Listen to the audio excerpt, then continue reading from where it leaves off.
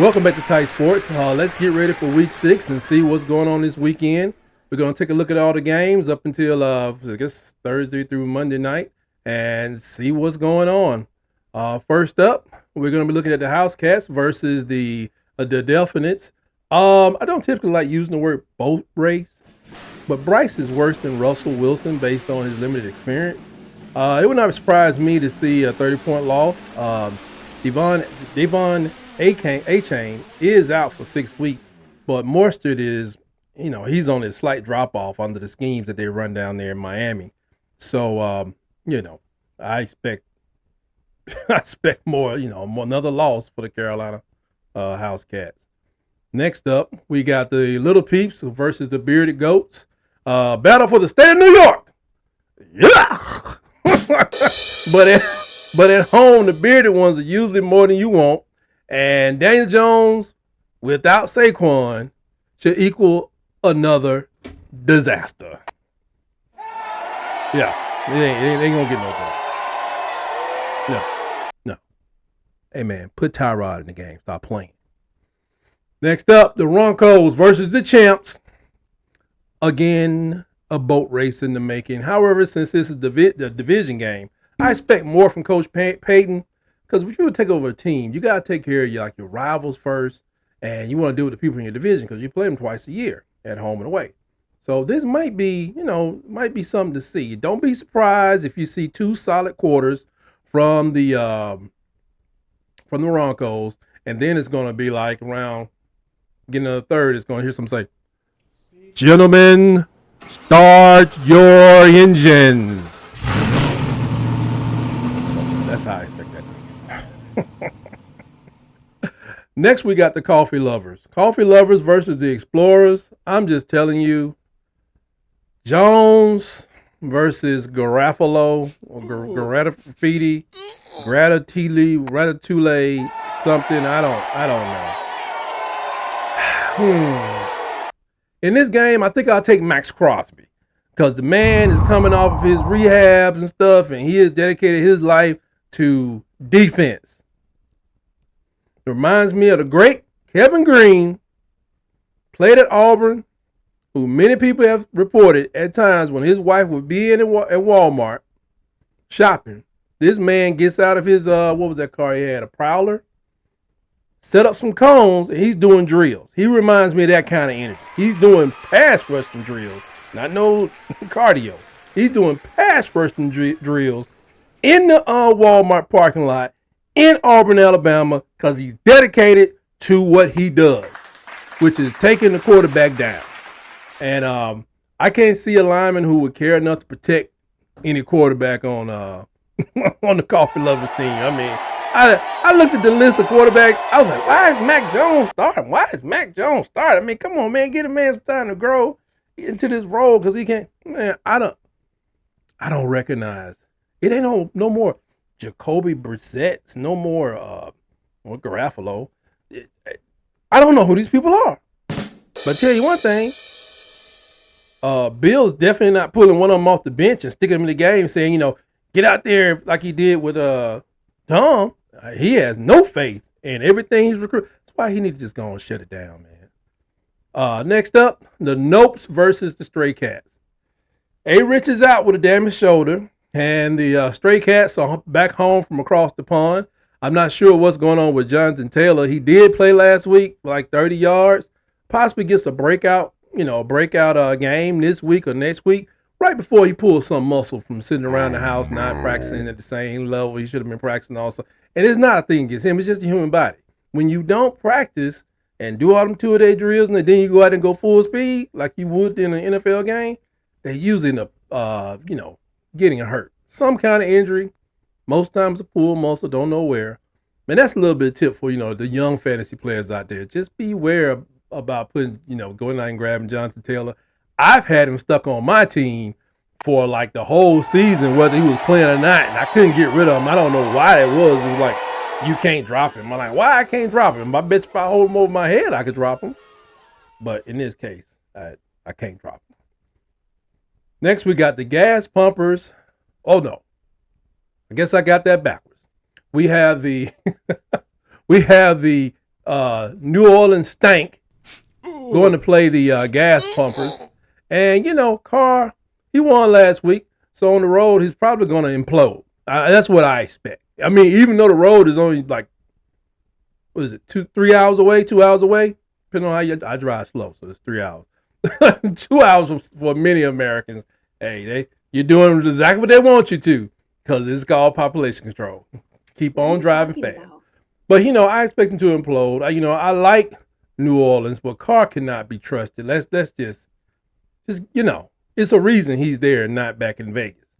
Meanwhile, CJ Stroud has broken somebody's record because he's not thrown an interception in his first 5 games. Congratulations to that young man. He's doing it. I just don't trust Carr. CJ's not messing up like a normal rookie. And I think that if I had to lay some on it, I'll take them 2 points. I'll take them 2.5 points, and I'll go with the gas pumpers on this one. Next. Oh, the Freebirds versus the Cessnas. Have you ever seen a show about how birds can mess up a plane? No matter how strong it is, you got fighter jets, commercial jets, Cessnas. Well, that's exactly what's going to happen at Sunday at 425. That's how it's going down. It's not going to be a disaster catastrophe, but some birds are going to cause some problems for a aircraft. Next up, we got the Cactus Chicks versus the Bumps. The Bumps are pulling it together, but it's too early. They have no wins of note. They beat the Notes, who are not that, they got a QB in training. Then they beat the Waterfowls in week 1, which is not a good measure of any team. If Dobbs can stay clear of Donald, then they can win the game. I expect an underwhelming performance from both of them, to be honest. Let's see here. Okay, this is a game everybody's looking for. The Washington Requesters versus the Atlanta Whack Ones. I'm actually expecting Atlanta to win this one. I'm thinking Young Wei Koo is going to kick 7 field goals and clinch the victory for the Whack Ones. That's how I feel. That's how Ritter's been playing. Something worked last week. It wasn't against the greatest of teams, but they can, they know where their locker room is and how to get to the locker room and get back on the field. And they know which end zone they're supposed to go into. So I'm going to go with the Whack Ones because the Requesters, they ain't requested nothing. Nobody. I got to change that name because they have no command and their requests go unheard.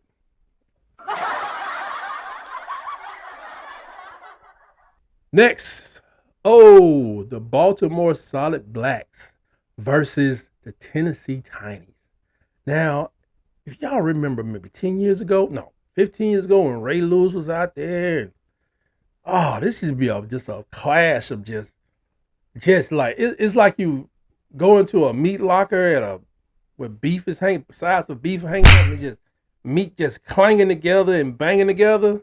We ain't doing that. That's not what they're doing now.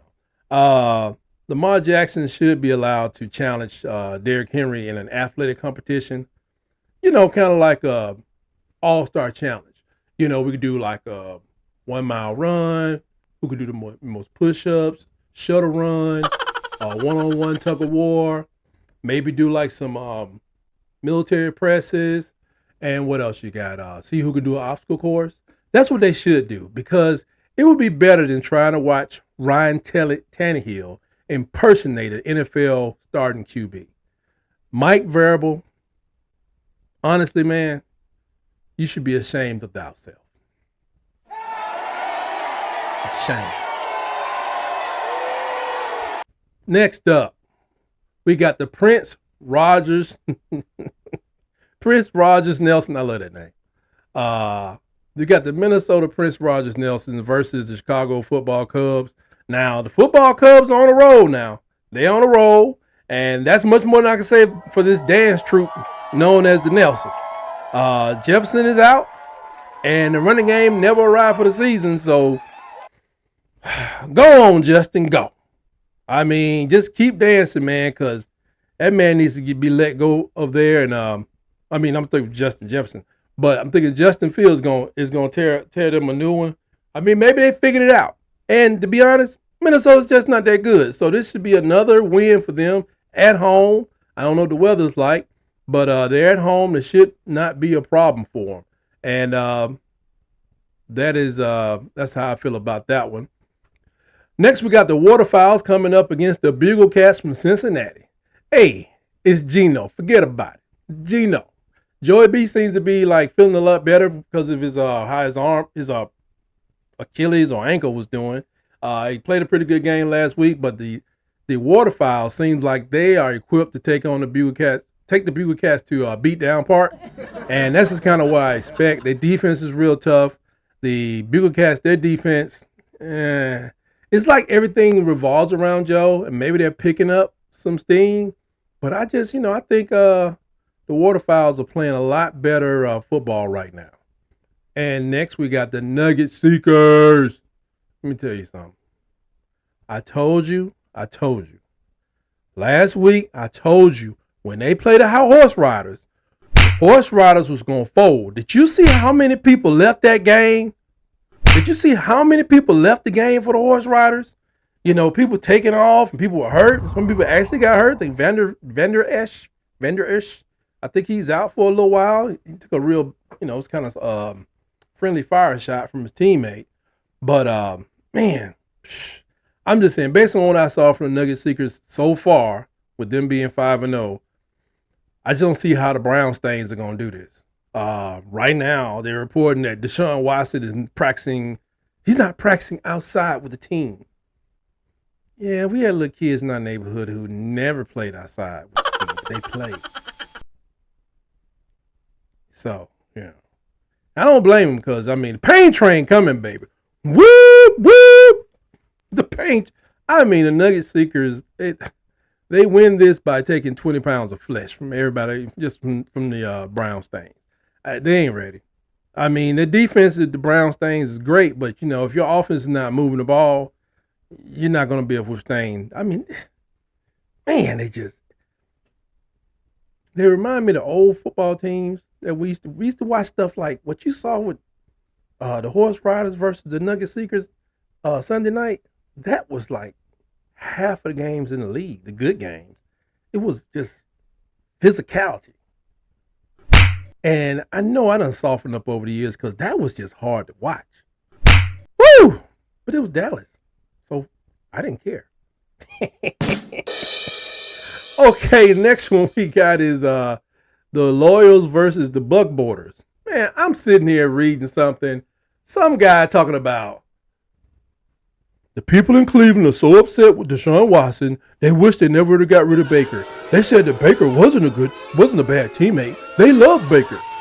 They quoted Austin Hooper, which I didn't know. He was in Atlanta forever, and he went to Cleveland for like a year, saying, oh, he was a great teammate. Then I went and looked up some other articles where the GM was saying he was immature, he didn't like practicing or studying, and he was just hard to talk to. Now, let's just remind ourselves that Baker has been at 2 other stops, Carolina, where he was given a shot, and he served as a backup there with the Bumps in L.A. Now he's down here, and they think, everything is sweet because everything is going well for the old Buckboarders. You've basically been throwing the ball up, and Evans is coming down with it. But this is going to be a test because Coach Dan Campbell, Coach Dan, we're going to bite him in the knees, Campbell, is going to go down there and put Mr. Baker to the test. You better believe that. And the Loyals do have a bus load of injuries, so maybe the Buckboarders have a shot. I just don't have no belief in them right now. I don't trust Baker. Don't trust Baker. Ooh. And Monday night, this is the Monday night game. We have the Horse Riders versus the 2 Volts. If Dallas can renew their pride and heal all their wounds from the pounding they took from the pain train they ran into last week, they should be able to beat the 2 Volts. It's not going to be easy. Herbert is he's up and cracking, and more importantly, so are Bosa and Mac. I mean, Mac, I ain't know he was in the league, and he just set a record the other week, and Bosa's still out there. If now I would say this, I'm feeling that the horse riders would get this one, but if Eckler plays, I don't know. I would say I would take the 2 points and play the 2 votes because I don't think I just Dallas took a beating. Those kind of games it last. They just last for you, but they do get additional rest since they're playing on Monday night. But if they win on Monday night, if the horse riders win on Monday night, really whoever wins, they got a high probability of losing the next week. So yeah, things are gonna be bumpy for the horse riders, but things were sweet. And then you got to realize what did other teams learn from the Nugget Seekers by playing the horse riders the way they did the other night? Because it's a lot of teams that want to know how do you stop the horse riders from being dominant because they was just kicking butt. But that is over. And with that, that's a look at week 6. I'll be taking a look at as many games as I can in between reading the Bible, and spending time with the family. And I hope I said something to make you smile, make your day go a little bit better. If you like the video, please click the thumb at the bottom, thumbs up, and subscribe to the channel. And we'll see you next time here on Tight Sports.